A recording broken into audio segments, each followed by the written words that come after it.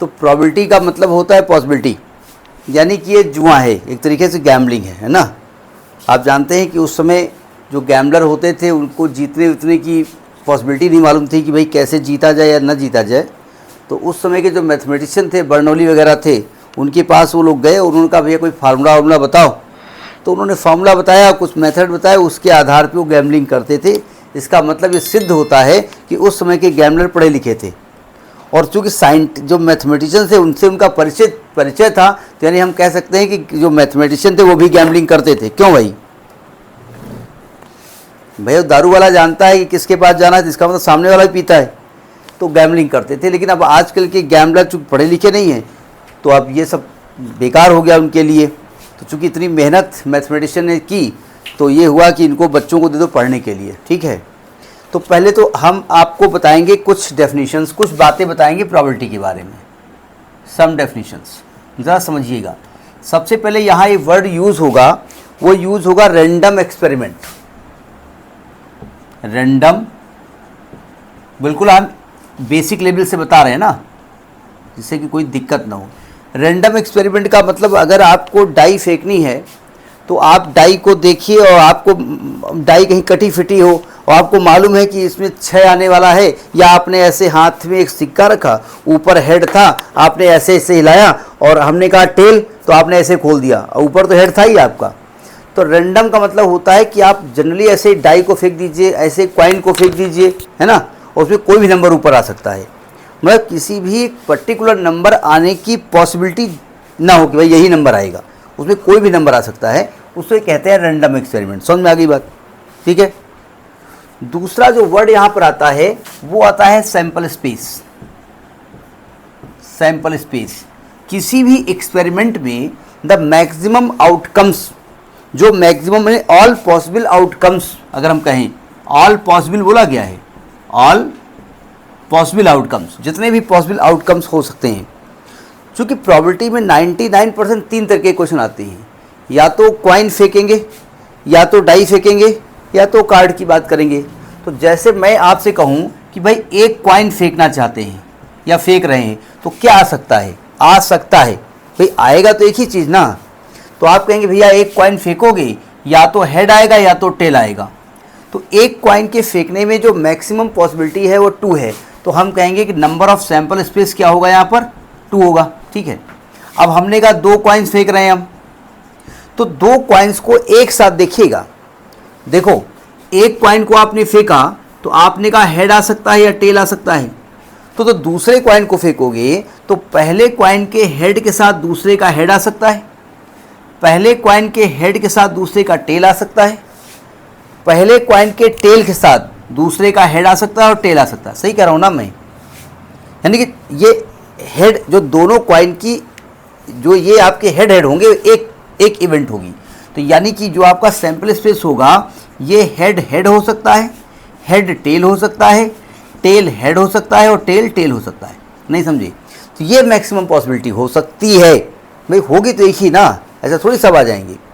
अब आपने कहा भाई 3 कॉइन फेंकेंगे, तो भाई इस हेड के साथ हेड आ सकता है, इसके साथ टेल आ सकता है, हेड आ सकता है, टेल आ सकता है, यहाँ हेड आ सकता है, टेल आ सकता है, हेड आ सकता है, टेल आ सकता है। तो अगर मैं कहूँ सैंपल स्पेस बनाओ, तो आप कहेंगे देखिए हेड हेड हेड हो सकता है, एक हेड हेड हेड हो सकता है, हेड हेड टेल हो सकता है, हेड हेड टेल हो सकता है, हेड टेल हेड हो सकता है, हेड टेल हेड हो सकता है, हेड टेल टेल हो सकता है, एच टी टी हो सकता है। यही टेल के साथ आएगा, टेल पहले का टेल, दूसरे का हेड, तीसरे का हेड, ऐसे होगा ना। तो टेल एच एच हो सकता है, टी एच टी हो सकता है, टी टी एच हो सकता है, टी टी टी हो सकता है। ये पॉसिबिलिटी यहाँ पर हो सकती है। ठीक है। तो अगर हम कहें कि भाई 2 कॉइन तो फेंका है, तो नंबर ऑफ सैंपल स्पेस कितना है? तो आप कहेंगे 4। 3 फेंका है तो नंबर ऑफ सैंपल स्पेस 1 में 2, 2 में 2 और 2 में 2 और 8 हो गए। बस जितने भी 1 में होंगे उनका मल्टीप्लाई करते जाओ, तो ये मैक्सिमम पॉसिबिलिटी है, उसको सैंपल स्पेस कहते हैं। ठीक है। और जो ये पॉइंट्स आप ला रहे हो ना, इन्हें सैंपल पॉइंट कहा जाता है। क्या कहते हैं इसको? सैंपल पॉइंट कहा जाता है। ठीक है। अब एक तो कॉइन की बात करेंगे, नोट करते आ रहे हो ना, रब कर दें। दूसरा जो आपके क्वेश्चंस आते हैं वो डाई वाले आते हैं। डाई कहते हैं, एक को डाई कहते हैं, अधिक को डाइस कहते हैं। डाई शकुनी की नहीं होंगी, मालूम है ना, शकुनी की डाई उसकी बात मानती थी, मालूम है ना, तो वो वाली डाई नहीं चलेगी। क्यों बात मानती थी वो? क्योंकि उनके पिताजी की हड्डी की बनी हुई थी। अभी अगर इतने महान पिताजी आजकल होने लगे ना, तो लोग अपने पिताजी की 2-4 हड्डियाँ तो ऐसे निकाल लें कि पापा नौकरी नहीं मिल रही, थोड़ा 2 हड्डियाँ अपनी दे दो, और पापा नहीं दे, पकड़ के उनके हाथ काट के 2 हड्डियाँ निकाल ली हैं, बोले डाई बनाएंगे और हम गैम्बलिंग करेंगे हैं। तो इसलिए भगवान ने वो वाले पापा बनाने बंद कर दिए, बोले ऐसे न बनाओ, नहीं, लड़के आजकल के बहुत नालायक हैं। शकुनी को तो उनके पापा ने कहा था यहाँ के लड़के ऐसे टांग काट ले जाएंगे, तो ऐसे नहीं होंगे। डाई में जैसे आपने एक डाई फेंका, तो एक डाई में क्या आ सकता है? 1 आ सकता है, 2 आ सकता है, 3 आ सकता है, 4 आ सकता है, 5 आ सकता है और 6 आ सकता है। तो नंबर ऑफ सैंपल स्पेस कितने होंगे? 6 होंगे। अगर 2 डाई फेंकेंगे, अब हम तो 2 डाई में आप हर एक नंबर को एक साथ देखिएगा, पहले का 1, दूसरे का 1, पहले का 1, दूसरे का 2, पहले का 1, दूसरे का 3, तो कुल कितने हो गए सैंपल स्पेस? 36 हो गए ना। क्यों? तो एक तो डाई वाले ऐसे आ सकते हैं, ठीक है, सैंपल स्पेस, ये भी आप जानते हैं, ज़्यादा इसके अंदर हम नहीं जा रहे हैं। एक कार्ड वाले आ सकते हैं। कार्ड में आपने देखे हैं, खेले हैं कि देखे हैं? हाँ, हमने बचपन में खेले कि जानते नहीं, पता नहीं क्या खेले हैं। कार्ड वैसे तो 54 होते हैं, 2 जोकर होते हैं उसमें, लेकिन जोकड़ों से हमको मतलब नहीं है। 52 कार्ड होते हैं, उसमें 26 रेड होते हैं और 26 ब्लैक होते हैं। मैं केवल आपको बेसिक इंट्रोडक्शन दे रहा हूँ।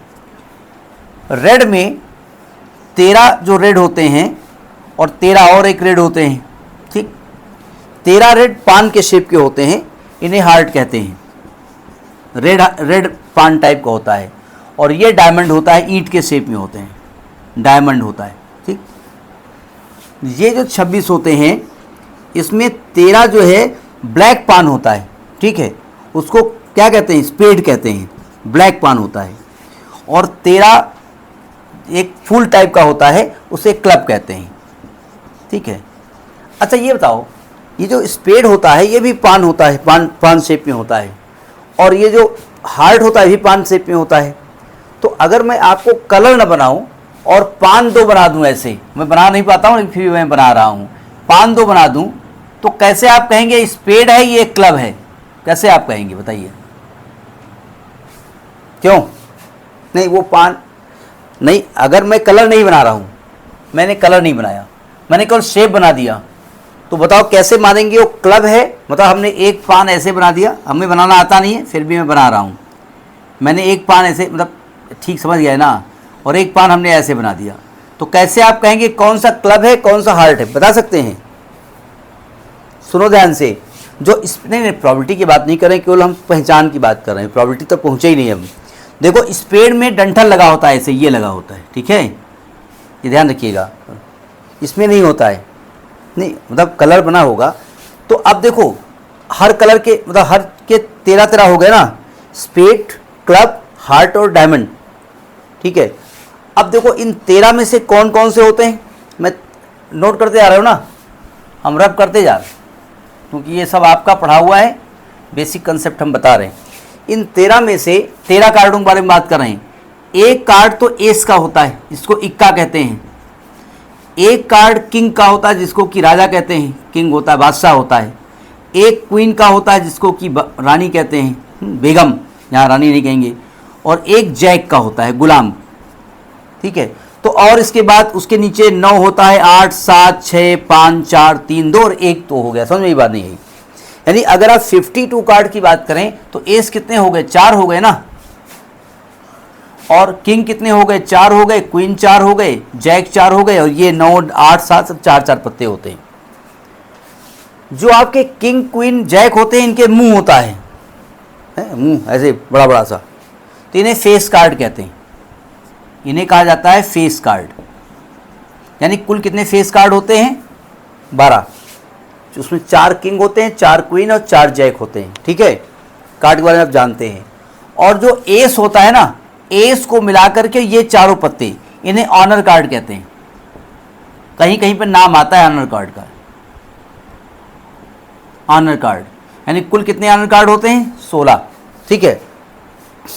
एक वर्ड कंफ्यूज करता है, कभी कभी सूट वर्ड यूज करते हैं वो, सूट। तो सूट रेड और ब्लैक के लिए यूज किया जाता है, रेड सूट और ब्लैक सूट। तो रेड कितने पत्ते होते हैं? 26 होते हैं ना, और ब्लैक भी 26 होते हैं। तो कभी कभी सूट वर्ड यूज कर दिया जाता है। तो समझ में आ गया कि फेस कार्ड क्या होता है, ऑनर कार्ड क्या होता है, कार्ड में कितने प्रकार के कार्ड होते हैं, ये आप जानते हैं। ठीक है। तो ये तो हो गया सैंपल स्पेस और ये कार्ड की कुछ जानकारी। अब एक यहां पर आता है इवेंट।